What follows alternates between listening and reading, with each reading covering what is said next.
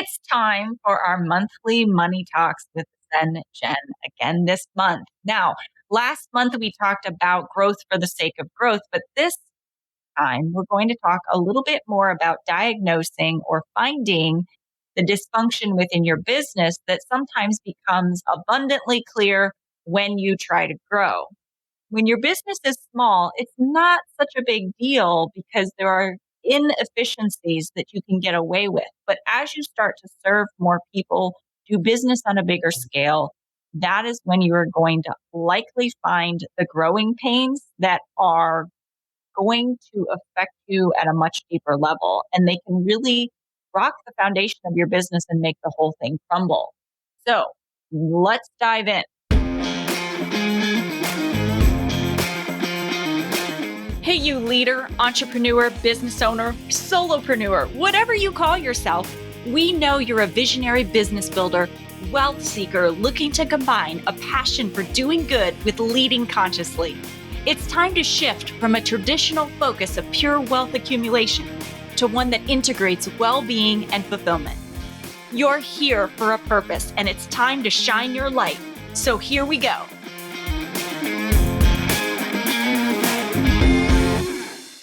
Welcome back to the Conscious Edge podcast. I'm your host, Alicia St. Germain, founder of the Conscious Edge, where I help women expand their capacity to hold a bigger business emotionally, energetically, financially, so that they can build something sustainable that also feels good. Welcome back, Zen Jenn. Hello. So good to be here. You are so fun. I love monthly money talks with Zen Jenn because me too. it's an opportunity to talk about things that are swept under the rug. And when we look at money and what money touches, I think that's the place where it's really an amplifier. Whatever you are, whatever is on, more money is going to amplify it, right? Yes, so true. So people oftentimes will have a belief around money.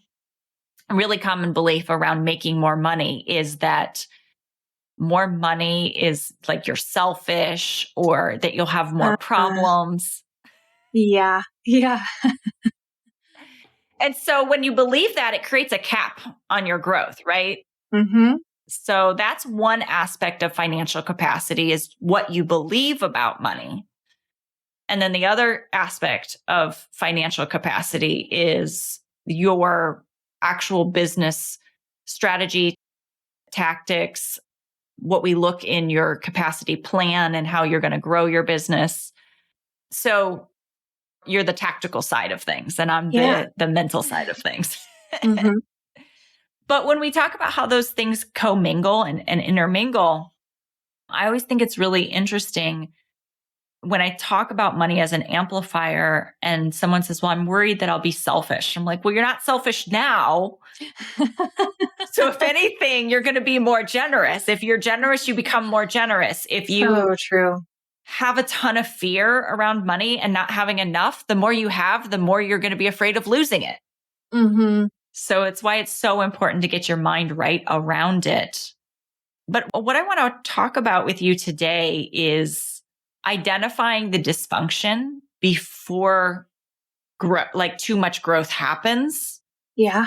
So that you grow that strong, healthy tree we were talking about last time. And I'll make sure I link we put these episodes out every single month with Jenn. She is the financial capacity expert coach at the Exponential Entrepreneur. I've partnered with Jenn to be able to give women another dimension of capacity where they can bring some tactical, strategic things into how they're running their business and marry that with the mindset and transformational work we do to handle the emotional and energetic pieces and business strategy pieces.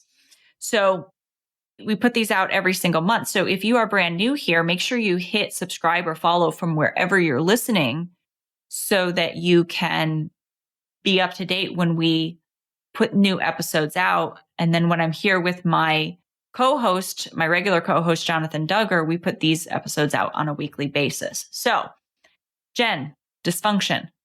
Dysfunction. So when a business is smaller, dysfunction is not as much of a problem. Can you speak to that a little bit? I can. So there's a saying that says, that which is fed grows, which I think is really important to keep in mind here, that as we talk about dysfunction, there's a reality to the fact that smaller companies can kind of cover up dysfunctions that exist. As we start to grow and we get bigger, if we've cultivated dysfunction in our business, that is going to grow as well.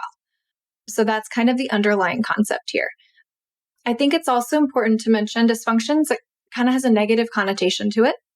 There are certainly like toxic dysfunctions, right? Like things that truly are unhealthy. There's also dysfunctions where it just means something isn't working quite right. And so there's not necessarily like sometimes when we go to look for these, people are like, oh, I've got like such a healthy business. There's no like toxic human or something. That's kind of what they think of when they hear dysfunction. So I want us to expand our definition a little bit just to think about things that just kind of don't work. And so when we have a small company, typically we have a number of things that don't work really well, but because we're small, we figure out how to make it work, right? Like this can look like the business owner doing a million things. Like they're probably doing the accounting and they're doing sales and they're doing this and they're doing that. And that doesn't really work, but it kind of has to be that way in the beginning. This could look like maybe a tricky personality in the office and everybody just knows, okay, you can't do certain things. You have to kind of sidestep and go around. And that works because the company's small and that's manageable. Or maybe it's like a process, like whatever process. It could be, it doesn't really work or it's really inefficient. But because the company is small, it's really manageable. And so there's this thing that I think a lot of people aren't aware of when they have these smaller businesses and everything feels like it's really working. They don't realize that there's some fundamental dysfunction in there that's kind of being covered up by the size of the company. And all of a sudden they start to grow.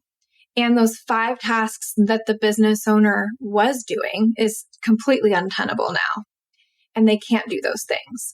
Or that one tricky personality is starting to impact a lot more because they can't sidestep and work around. Or that one process that was really inefficient, all of a sudden that efficiency they can't cover up because they're growing and they're doing more. And so as that company starts to grow, those dysfunctions and their negative effect become more clear and more impactful on the company. Well, and that's interesting because you brought this concept of dysfunction and looking at what's not working.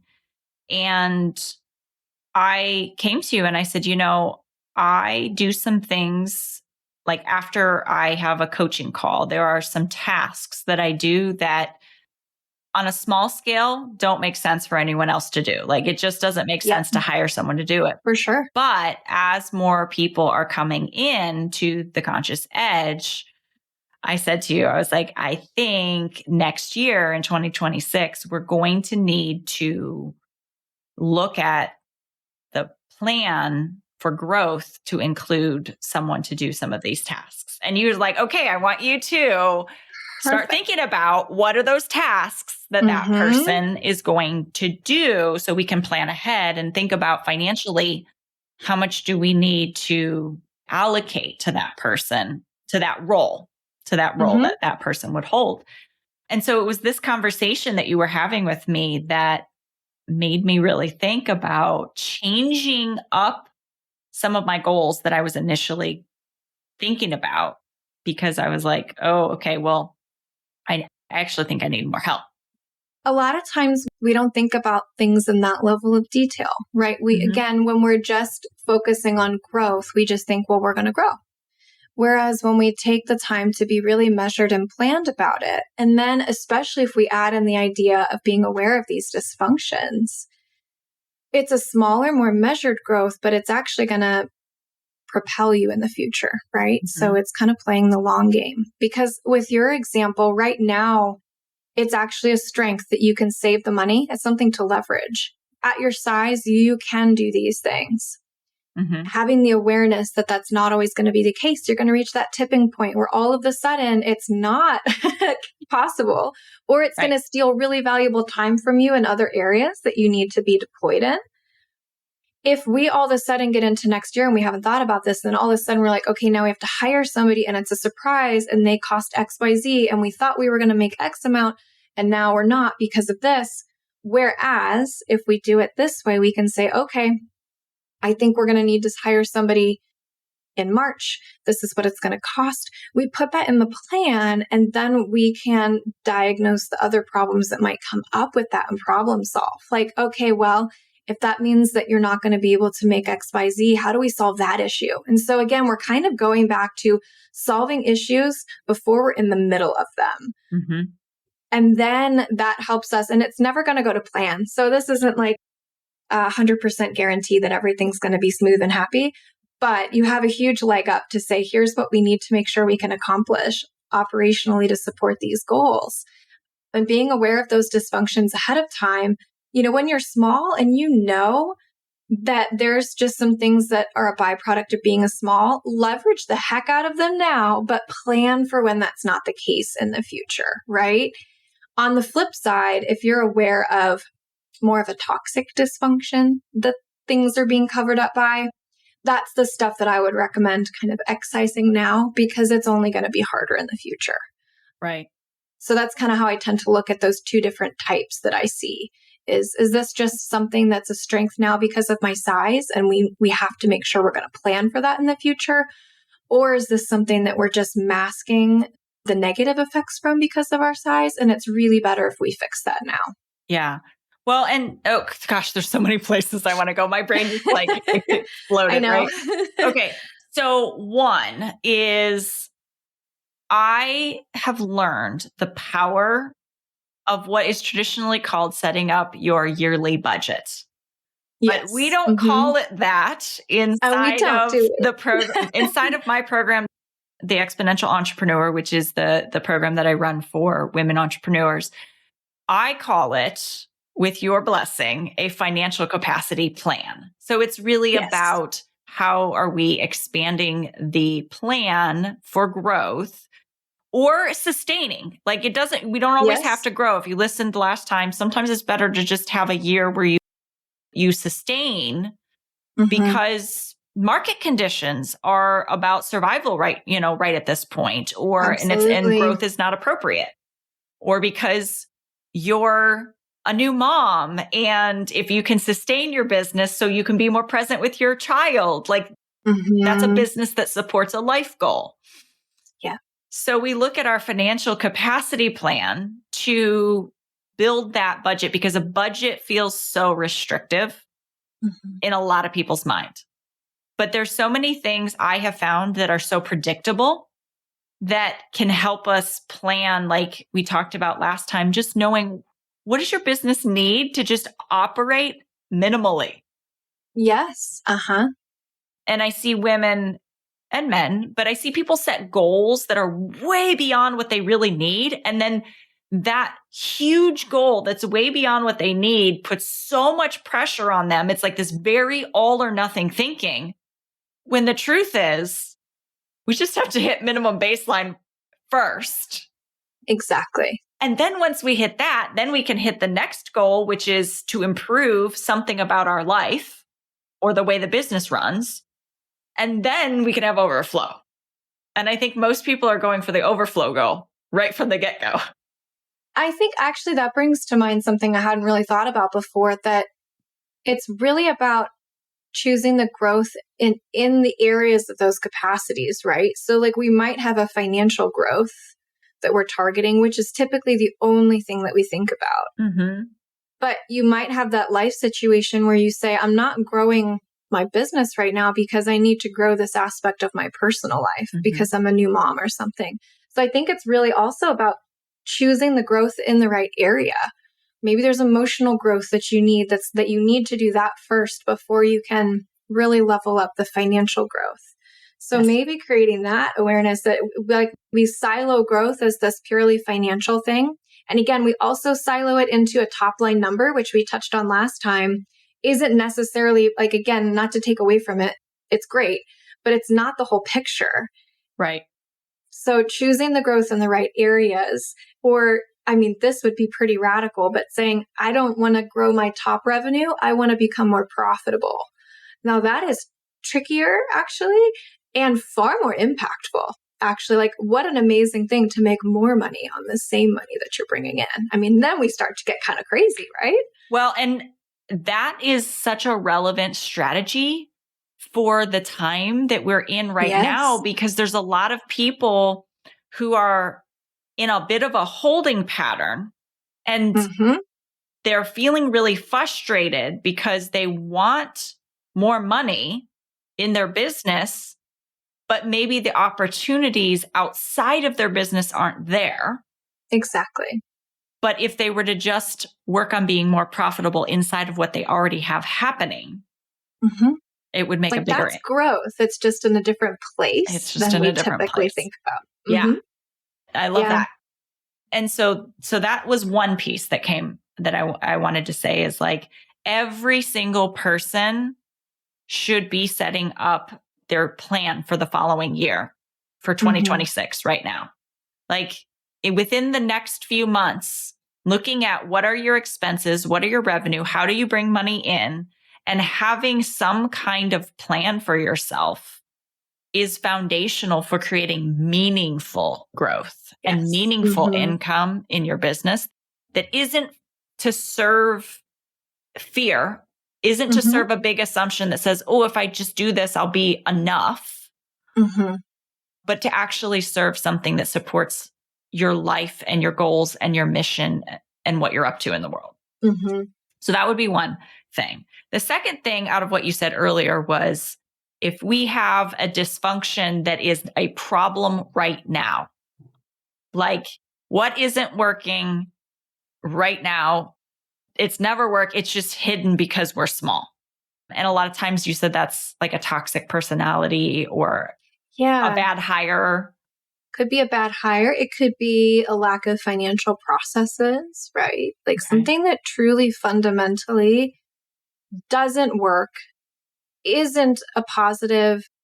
It's not a making lemonade out of lemons. It's like, this truly doesn't really work, but we can kind of avoid it.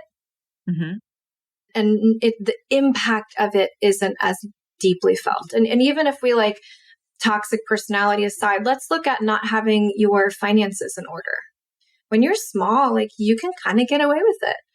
In fact, a number of clients that come to me, initially they're small enough, they might still be using a spreadsheet for everything. And it's working-ish, right? Like it's kind of working, but ultimately they're missing a ton of pieces there and a ton of benefit that they could be having. Right. And then again, the whole magnification part, you grow that and all of a sudden they're like, whoa, what happened? Well, it wasn't really kind of working to begin with. You were just getting by because you were small enough. And so those are the things that really looking at just what truly doesn't work. Again, in your case, in your example, it is working for you right now to handle those certain tasks. It just doesn't work when you grow. So I think a lot of times people are tending to not want to make a tough decision here. Or they're, scared or have some shame around it, especially when it comes to people. What I notice here is they really just don't want to have to like rip that Band-Aid off. They really like that person. They feel bad for the situation that they're in.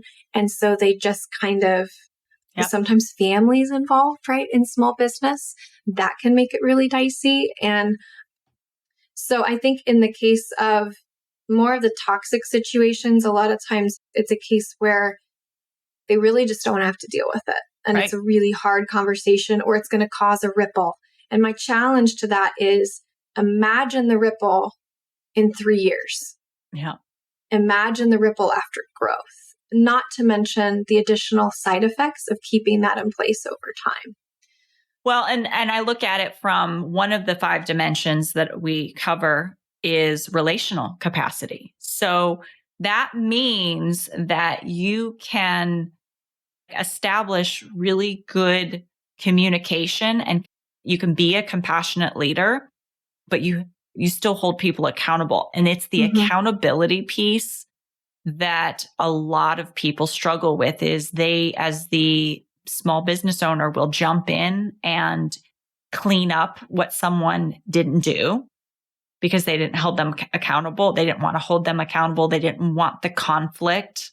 So they'll do it themselves, or they have unintentionally disempowered people on their team because they figured it was just easier for them to do it, or they wanted it done their way, and they don't allow people to have any kind of autonomy. So they can create unintentionally, they can create bad employees. Yeah.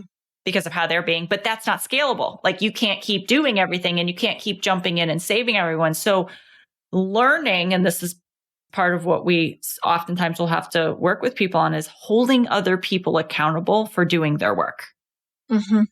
And if they're not, then letting them go, helping them find, and how do we do that in a compassionate way, which of course we have strategy for. So how do we do that? How do we let them go in a compassionate way that leaves them better than we found them? Absolutely. There's just so much of the human, you know, the podcast is about the whole human experience, but there's so much of the human intermingled with the finances.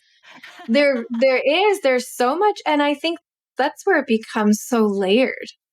And I think what's tricky about these dysfunctions is they're really easy, again, when you're small, to not be aware of. Like 90% of the businesses that I see, they're almost, it's like that whole thing that you're so close to it, you don't see it. So like, this is really, I think, very intentional, introspective work to become aware of these. But if you can imagine the people who have no idea, what they come to me and say is like, things were working fine. They were going great. And then we grew and it all fell apart. And my question is always, was it actually working? And typically that's the perception. Like the business owner is like, it was. And then you start asking some really key questions and they're like, oh, hang on a second. Like it wasn't working. I just thought that it was, because there's been all of these hidden things, or all of these things they've kind of put in a box. Like, we're not going to deal with that, or we just work around that, or we just kind of do it this little way to keep everybody happy. That only works in air quotes. Like they think that's working, but it doesn't actually fundamentally work. So it can come as a really big surprise. But the cool thing is if you start to do that work and think about it and identify these, it can really change the landscape of the health of your company and the ability to grow in a sustainable, more easy way. So when we think about assessing a business, we have the two questions, like what is working right now because of the size of the company, but will need to change when we grow. And B, what's not working right now and it's not working, we're just masking it because of the size of the company. Yep. And then from an assessment of the business in its maybe preparedness for growth, is that a good way to put it? I think so. Preparedness, or just, again, overall health. Overall health, like just how healthy is it? So what are you looking at? Yeah, I tend to try to look at things in 3 areas. The first, and obviously I'm more financially minded, so you're probably going to have a few other things to add here that are from the other perspective, but looking at just financial operations, right? This is a place where, especially if we're looking at a business in more of its starting up phase, it can be really lacking if we haven't invested in that infrastructure. So do we have a bookkeeping system? Do we have somebody who is educated to do the books, at least basically in a good way? Again, that can be the business owner. That can work for sure. Do we have clearly identified vision and realistic, achievable goals? That second one is a really big one. Like we've talked about, a lot of times we like to pull these big, massive goals kind of out of what we wish were true versus what's realistic, and that can cause problems. So realistic goals, and then the preparation of that strategic plan or budget, and a regular cadence of reviewing your financials, being aware of your numbers, understanding what they mean, getting the education there. If you're not sure, getting the education to try to start understanding that. So I think just the general financial operations are really important. So that's the first bucket. So the next one is going to be really just more strictly financial performance. So you talk about operations, like how are you just running the financial pieces of your business? But now let's talk about like, how are your finances really doing? One of the key things that I think signals health is just consistency. Okay. So, I mean, there's so many different things we could look at, but like when we think about what's a hallmark of health is showing consistency. Sometimes we look at this and we start like at the very top of the funnel too. So we need consistent lead generation, that marketing aspects that does. I mean, that seems a little outside of strictly financials, but that influences the financials. So looking at consistency with that, because that ultimately translates to the consistency of our revenue. Consistency with this revenue also doesn't have to mean it's the same every month. So there are businesses where we have really strong seasonality. I do work for one client where the bulk of their revenue is made between about May and October.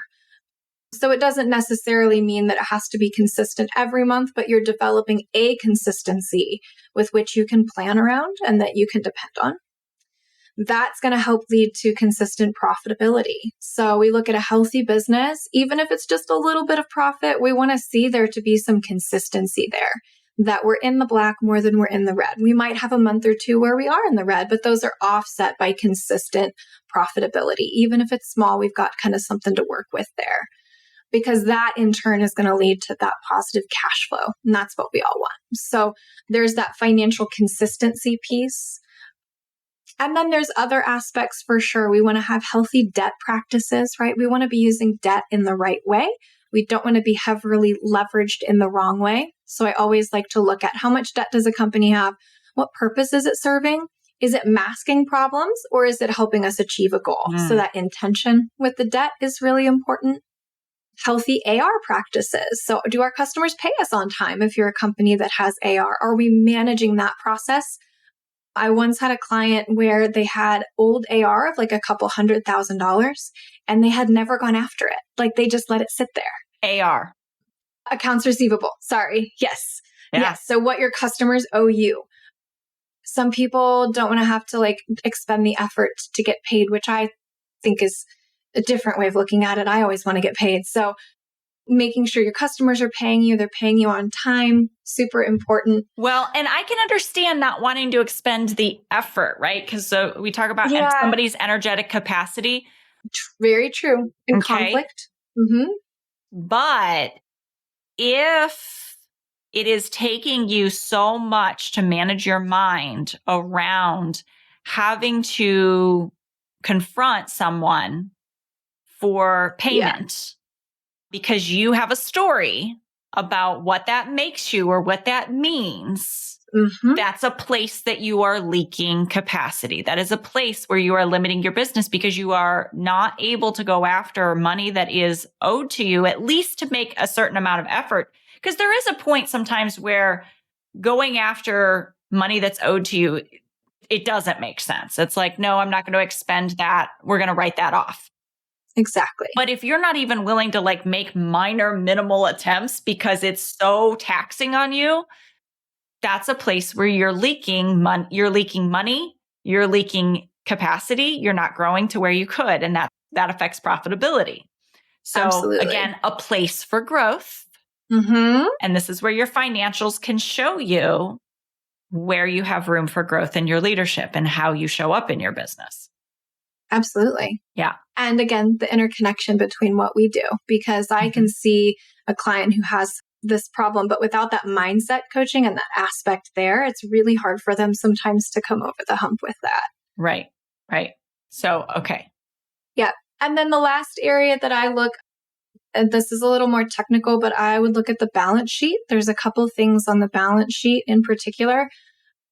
The balance sheet is not as often looked at. It's not as like exciting of a financial statement. And I think it's harder to understand. But what I like to think about the balance sheet as is it's really showing more about the health of the company as a whole, particularly as it's been over time. That profit and loss statement is going to show profitability in a specific time frame. So in the month of June or in the year of 2025. Balance sheet shows how many assets do you have? How much debt do you have? And there's one really simple ratio. I'm not a massive financial ratio person, but the current ratio is one that I like to look at. And we do that by taking your current assets. So current assets is anything that has value in like a year. So cash, accounts receivable, things like that. And we divide that by your current liabilities. So what do you owe that's due within a year? What that is testing, we want that to be typically between like 1.5 and 3. What that's indicating is, do you have enough liquid assets on hand in order to pay your current obligations? Okay, so if you have too much current obligations, maybe you have $100,000 of credit card debt and line of credit debt, and maybe you only have $80,000 of liquid cash on hand, there's a problem there, right? You don't have enough money to pay those current debts that are coming due soon. And so that's an indicator of a problem to fix. So I like to look at that. And I also like to look at the equity section, which is probably the least looked at portion of the balance sheet at the very bottom. But this indicates a few things regarding the profitability over time. We want that equity to be positive. So we don't want the business to have taken out too much equity in excess of its profits. There's a line in the equity section called retained earnings, and that indicates all the prior earnings that the company has made. So if that's negative, that's showing like over time, even if this year might show profit, over time that business hasn't been profitable. So that gets a little more technical, but a good peek at that balance sheet is going to help give some indicators of overall company health there. And these are all things that we dive even deeper in the trainings that you do at Peak to Peak Solutions, and trainings that we do inside of the program and the Exponential Entrepreneur is really helping. So if all of that, you were like, I don't know what Jenn just said, that went over my head. That's okay. Like, that's okay. We have resources and ways for you to become that smarter CEO, that person that really understands some of the basic financials that are in your business. So, but I think that's really helpful. And what came to mind as you were talking is like, oh, okay, these are also things that if someone was looking to buy someone else's business, they would want to be looking at. Yeah. I mean, there can be more, but those are like, somebody shoots over and they're like, hey, I'm looking at this business to buy. Those are the first things that I look at, because it gives a really good, quick, like peek of like, yes or no, proceed or don't proceed. So, yeah. And it's interesting that you mentioned just a few minutes ago, you were talking about debt. And that's definitely, given the time, it's going to be a future conversation that we need to have in one of our monthly money talks, because sometimes debt hides some problems. Can you just talk about that for 1 second? Yeah, absolutely. So again, debt can be a beautiful tool, but particularly with carrying credit card balances or utilizing a line of credit, it also has the capacity to cover up issues in your business. So if we're not running cash flow positive and we have consistent losses, we have to cover that somehow. And a lot of times people will just pull on that line of credit or start to maintain credit card balances, take out other loans in order to cover that up. Sometimes that's absolutely necessary. Sometimes that's the next right step while we reorient the ship and fix the problem. So debt can be a really useful tool.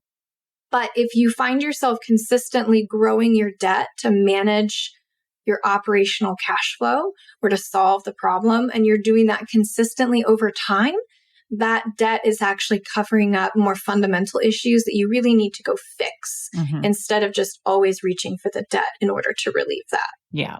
Yeah. And good debt versus bad debt, right? Good debt that puts money in your pocket. You take that risk and it's going to come back and put money in your pocket, versus bad debt, which is covering up really a problem.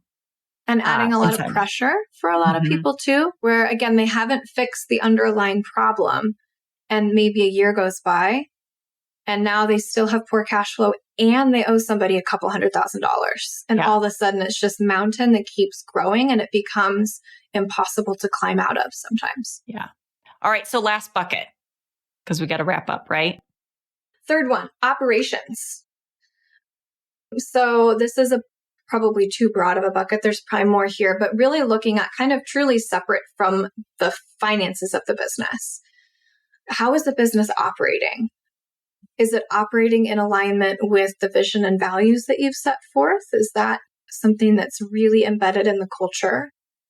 What's the team health like? Does everybody have appropriate, clear roles? One thing that I see really commonly is no job descriptions, no real roles, no boundaries, because we start with a small team and then we just start to add tasks to everybody. And then people are doing this blend or this hybrid piece. And again, that's not always scalable. Or there might be issues with pay versus level of responsibility, where the level of responsibility has grown and the level of pay has not. And we end up with employees that are feeling a little salty about that. And so really working on, in appropriate ways, defining roles, responsibility, having appropriate accountability there, those pieces of health within the team and the employee dynamic. I think having regular team meetings and check-ins are super important, whether that's like town halls or regular one-on-one check-ins, something like that. So you really can identify that you've got a really healthy team culture there and good communication. Honest, a safe communication back and forth between management and ownership and the people who are working for them is really important. And then, of course, looking at things like processes. And you can get, again, the operations can be such a huge bucket in and of itself. But really looking at how is my business functioning in the day-to-day? And again, with all of this, looking at the financial side as well as operations, we're looking for dysfunction. What isn't working? What's not at ease with the company that we need to work on fixing in some way? Amazing. So hopefully today has given you some thoughts around going into the new year, thinking about what is going to be okay for now, but what do I need to plan for? And then what is clearly not working? And then looking within yourself to why are you continuing to tolerate that? Because that's really the focus. You know, everybody likes to set a word for their next year or whatever it is, or they have this intention and set some new goals for the new year. And a lot of times going through and assessing these aspects of your business will tell you exactly where you need to focus next year and help you identify the support that you might need to make that happen. And Jenn and I would absolutely love to take you into 2026 and support you in creating a business that feels as good as it looks and is truly a healthy business that is sustainable and supports the life that you want to live. And not just a business for business sake or growth for growth's sake. So it's about being really intentional in your business.